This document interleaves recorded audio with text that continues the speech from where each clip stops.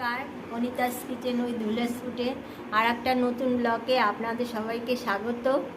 আজ আমি একটা সন্দেশ তৈরি করব।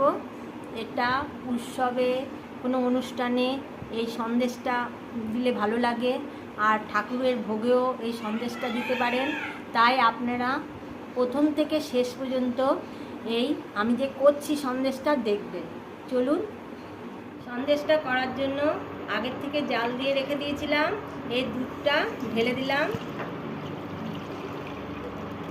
এটা পুরো গরুর দুধ। এই দুধটা এখন জাল হবে, জাল হতে হতে ঘন হবে। দুধটা ভালো করে জাল দিয়ে দিয়েছি, একেবারে ঘন হয়ে গেছে। এখান থেকে আমি কিছুটা দুধ এখানে নিয়ে নিলাম একটা বাটিতে। এই দুধটা একটু ঠান্ডা হোক। এবার এক প্যাকেট 10 টাকা দামের প্যাকেটের দুধ নিয়েছি, এই ঠান্ডা দুধের মধ্যে দিয়ে দিলাম।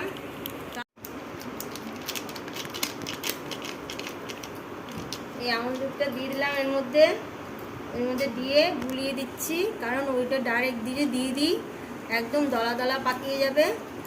এর জন্য এই ঠান্ডা দুধে এটা গুলিয়ে এই দুধটার মধ্যে দিয়ে দেবো।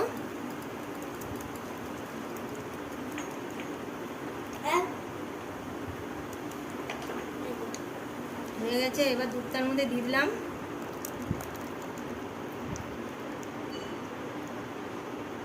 এখন অনবরত নাড়তে হবে,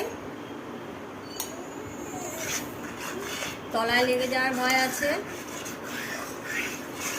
এবার এই যে দুধের ক্ষীর তৈরি করে রেখে দিয়েছিলাম বাড়িতে, এ দেখুন কি সুন্দর চাকা চাকা করে ক্ষীরগুলো কয়দিন ধরে জাল দিয়ে দিয়ে দুধ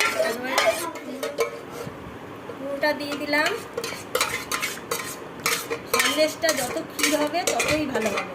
এই সন্দেশ হচ্ছে কালাকার, এটা আমি কালাকার তৈরি করছি। এটা এখন ভালোভাবে জাল হবে। এর মধ্যে এখন ছানা দিয়ে দেবো। বাড়িতে ছানা তৈরি করে রেখে দিয়েছিলাম, সেই ছানাটা ভালো করে মেখে নিয়েছি। এখন এই ছানাটা দিয়ে দিলাম।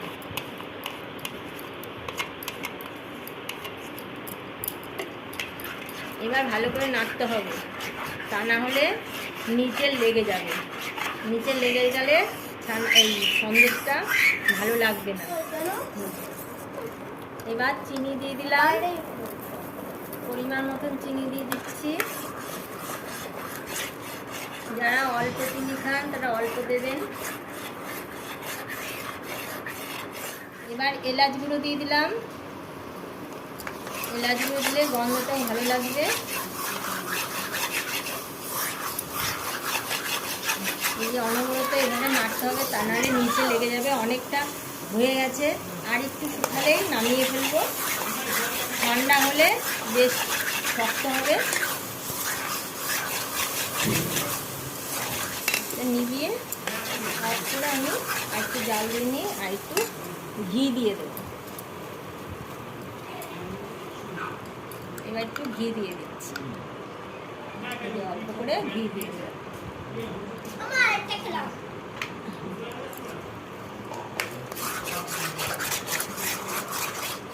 এটা পুরো হয়ে আছে, এটা এখন নামিয়ে নেব। একটু থালার মধ্যে ঘি ছড়িয়ে দিলাম।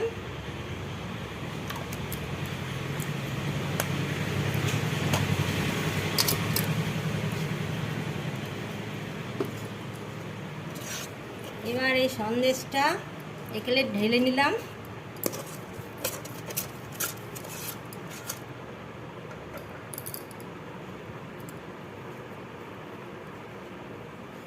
এবার ঠান্ডা হলে গড়ে নেব। এবার এই সন্দেশগুলো ঠান্ডা হয়ে গেছে, এবার গড়ে নেব। যে আমি একটা করে রেখেছি, এই যে এরকম করে হাতের সাহায্যে, কোনো সাজ না, এই যেখানে একটা এরকম করে আঙুল দিয়ে ফুটো করব, আর খুন্তির এই যে পেছনটা দিয়ে এরকম এরকম করে ডিজাইন করে দেবো।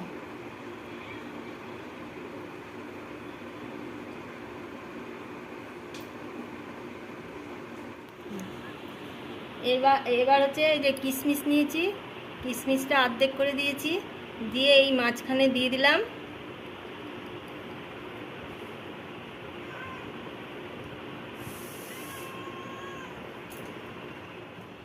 সবকটা করা হয়ে গেছে।